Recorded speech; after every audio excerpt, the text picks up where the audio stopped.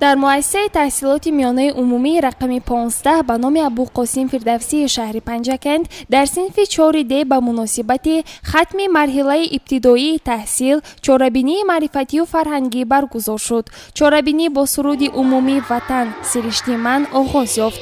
سپس برنده های برنامه حاضرین را با این روزی فرخنده تبریک نموده درباره مضمون و مندرجه چاره‌بینی سخن گفتند. خوانندگان صنف 4D با قرائت سلامنامه، اجرای شعر و ترانه ها در وصف مکتب، مادر، وطن، کتاب، گفتارهای بزرگان درباره معلم با یک مهارت خاصه برآمد نموده با رقص و سرودهای گروهی نمایش صحنه‌چه ها خاطر اشتراکچیان را شاد و مسرور نمودند. یکی از لحظه های خاطرمان این چاره‌بینی خیر و خوش با آموزگار بود. نماینده کمیته والدان از نام پدر و مادران به راهبر صنف 4D برای تعلیم و تربیت خوب فرزندانشان و تشکیل این چاره‌بینی عرض سپاس نمود. در این 4 سال وقتی که ما آوردیم بچه‌های ما نه دست راست و چپ را می‌دانستند و نه راه مکتب را.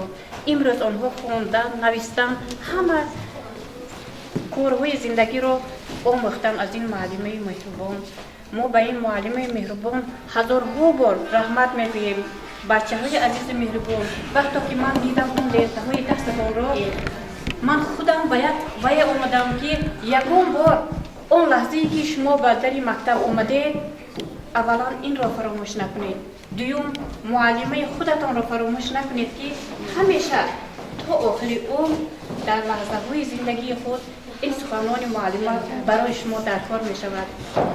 و من به این معلمه محترم و پدران مادران عزیز گفتنی هستم که این بچگی یک دوره است که یکم بار از یاد آدم فراموش نمی شود.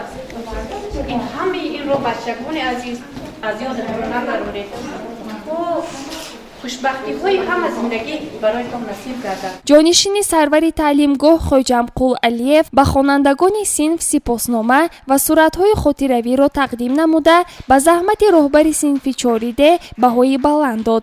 والدان محترم، خوانندگان عزیز، اجازه فرمایید همه شما را به مناسبت ختم نمودن صنف 4 تبریک و مبارکباد نموده به شما در خوانش سال 2021 و 2022 موفقیت آرزو مندم. چاره‌بینی با لحظه های خاطرمان و تأثیرات رنگین به پایان رسید. گزارش صبرین اکرم و خیام جرایف از مؤسسه تحصیلات میانه عمومی رقم 15.